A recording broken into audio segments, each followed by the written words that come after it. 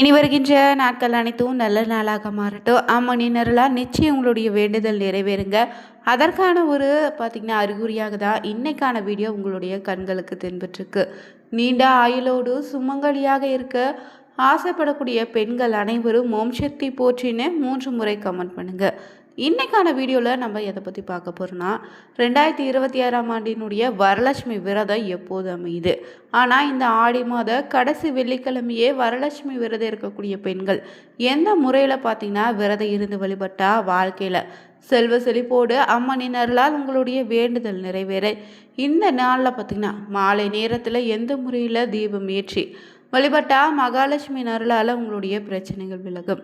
அது மட்டும் இல்லைங்க, திருமணத்திற்காகவும் குழந்தைக்காகவும் காத்திருக்கக்கூடிய நபர்கள் இந்த வரலட்சுமி விரதம் இருக்கும்போது என்ன மாதிரியான விஷயங்களை கடைபிடிக்கலான்னு தெரிஞ்சுக்க வீடியோவை கடைசி வரைக்கும் ஸ்கிப் பண்ணாமல் பாருங்கள். மேலும் நீங்கள் புதியவராக இருந்தீங்கன்னா மறக்காமல் சேனலை சப்ஸ்கிரைப் பண்ணிவிட்டு கூடவே இருக்க பெல் பட்டனை கிளிக் பண்ணிக்கோங்க. தனிப்பட்ட முறையில் உங்கள் ஜாதக ரீதியாக ஏற்படக்கூடிய பிரச்சனைக்கு சரியான ஒரு பரிகாரத்திற்கு வீடியோவில் டிஸ்கிரிப்ஷன் கீழே ஜோதிடர் நம்பர் கொடுத்துருக்கோம். அந்த நம்பருக்கு நீங்கள் கால் பண்ணி தெரிஞ்சுக்கலாம். வாங்க இன்றைக்கான வீடியோக்குள்ளே போகலாம். இந்த வரலட்சுமி விரதம் பார்த்திங்கன்னா உயர்வான பலனை தரக்கூடிய மங்கள விரதமாக இருக்குது. இது வாழ்க்கையை மாற்றி வசந்த வாழ்க்கையை தரக்கூடிய அற்புதமான ஒரு விரதங்க. இந்த வரலட்சுமி விரதத்தை சுமங்கலி பெண்கள் மட்டும் இல்லை, யார் வேண்டுமானாலும் கடைபிடிக்கலாம். மகாலட்சுமியினுடைய அருள் வேண்டியும் அஷ்டலட்சுமிகளுடைய அருள் கடாச்ச உங்களுக்கு வேண்டுனா நிச்சயம் இந்த வரலட்சுமி விரதத்தை கடைபிடித்து பாருங்கள், நல்ல ஒரு மாற்றம் நடந்திருக்கும். அந்த வகையில் இந்த ஆண்டு வரலட்சுமி விரதம் எப்போது அமையுது, இந்த நாளை எப்படி வழிபடலான்னு இன்னைக்கான வீடியோவில் நம்ம பார்த்துட்ருக்கோம். இந்த வரலட்சுமி விரதம் பார்த்திங்கன்னா ஒரு நாள் மட்டும் இல்லைங்க, வாழ்க்கையே மாற்றக்கூடிய சக்தி வாய்ந்த ஒரு வழிபாட்டு நாளாக அமையும். வரம் வழங்கக்கூடிய தேவி இந்த லட்சுமி என்பதால் இவளுக்கு வரலட்சுமின்னு பெயர். அஷ்டலட்சுமிகளையும் வழிபட்டு அவங்களுடைய அருளையும் பெறுவதற்குரிய நாள் தான் இந்த அற்புத நாள்.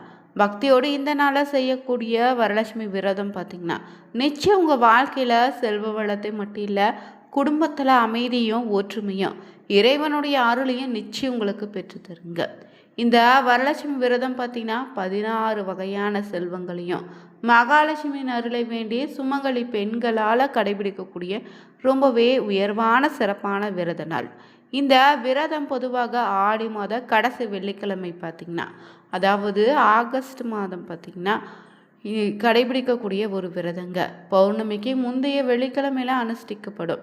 இந்த ஆண்டு பார்த்திங்கன்னா ஆகஸ்ட் மாதம் பார்த்திங்கன்னா பெரும்பாலும் பார்த்திங்கன்னா ஆடி மாதம் முடிவதற்கு கடைசி வெள்ளிக்கிழமையான இன்று இல்லைன்னா பார்த்திங்கன்னா பௌர்ணமிக்கு பார்த்திங்கன்னா ஆகஸ்ட் 28ஆம் தேதியோ இந்த ஒரு விரதம் இருந்து நிச்சயம் சுமங்கலி பெண்கள் மட்டும் இல்லை, யார் வேண்டுமானாலும் வழிபட்டு மகாலட்சுமியினுடைய அருளை பெறலாங்க.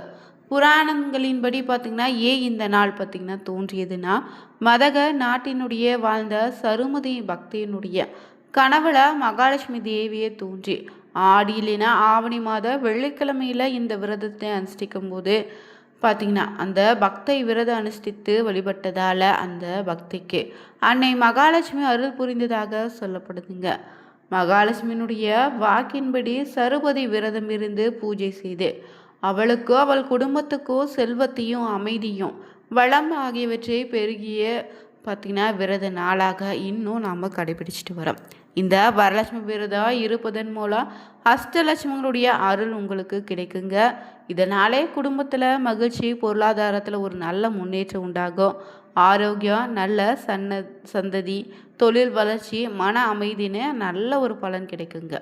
இந்த நாளில் என்ன வேண்டி பக்தர்கள் விரதம் இருந்து வழிபடுறீங்களோ அந்த விரதத்தின் போது பெண்கள் அதிகாலையிலிருந்து வீட்டை தூய்மைப்படுத்திட்டு லட்சுமி தேவியினுடைய திருவுருவத்துக்கு இல்லைன்னா கலசத்துக்கு புதிய புடவையோ நகைகள் பூக்கள்னு பழங்கள் வைத்து சிறப்பு பூஜைகள் செய்யலாம்.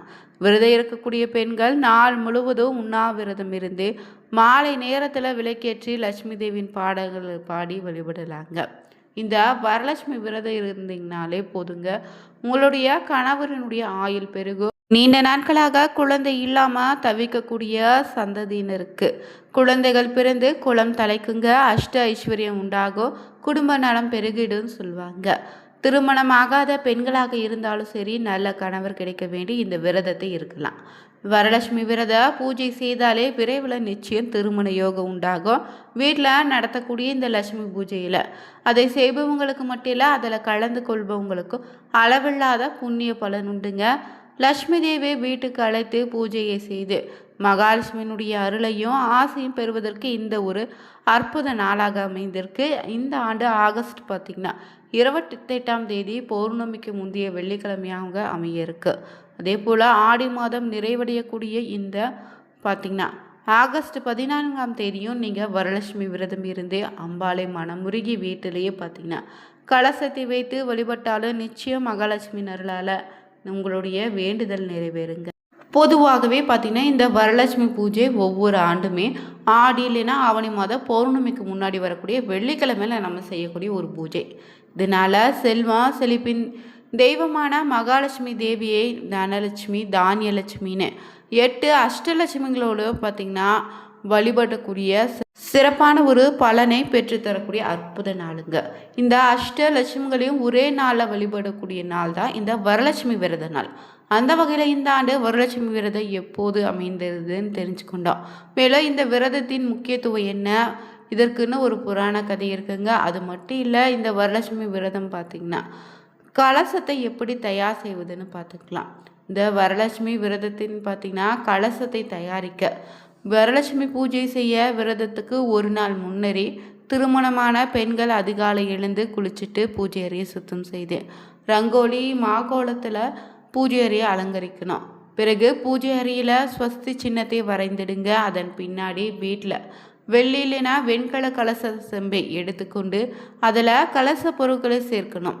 இந்த நீர் கலசமாக தயாரித்திங்கன்னா அதில் தண்ணீர் சேர்த்து வாசனை திரவியங்களுக்காக பச்சை கற்பூரம் எலுமிச்சையினுடைய வேறு ஜாதிக்காய் ஏலக்காய்னு போட்டு வைக்கலாம்.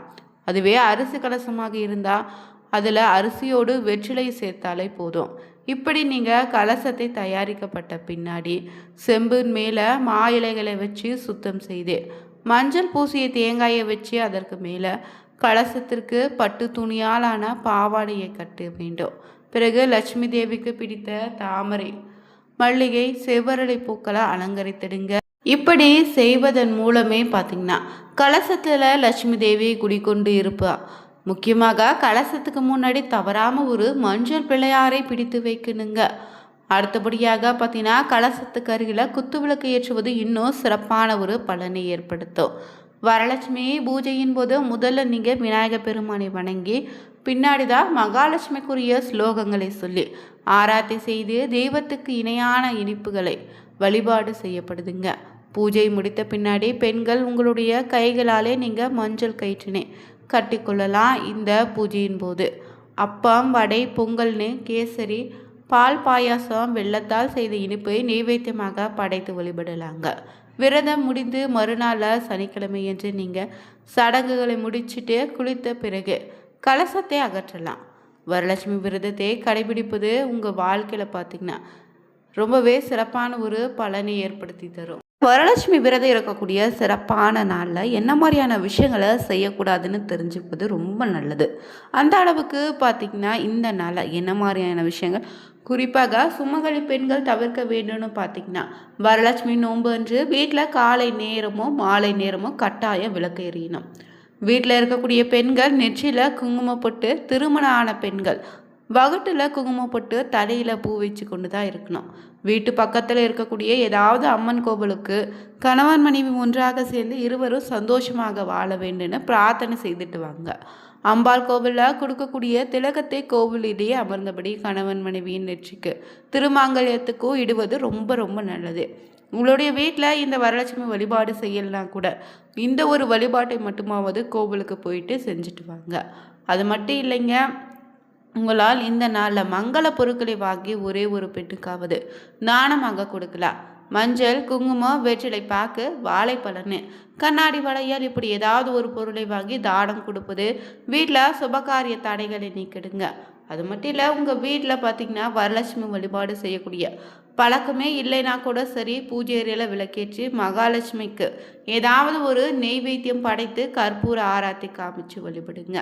இந்த வரலட்சுமி விரதத்தன்று வீட்டை போட்டோ அல்ல கழுவி துடைக்கக்கூடாது, ஒட்டடை அடிக்காதீங்க. பூஜை அறையை சுத்தம் செய்யக்கூடாது. முந்தைய நாளே இந்த வேலைகளை எல்லாம் முடித்து வச்சுக்கோங்க. வீட்டு பெண்கள் பார்த்திங்கன்னா குறிப்பிட்ட அந்த நாட்கள் வந்தால் அவங்க மட்டும் கணவரையோ வேறு யாரையாவது ஒருவரை வீட்டு பூஜை அறையில் விளக்கேற்ற விடுங்க. இன்று உங்களுக்கு வீட்டில் விளக்கேற்றாமல் இருக்காதீங்க. வீட்டு பூஜை அறையை முடித்துட்டு கோவிலுக்கு சென்று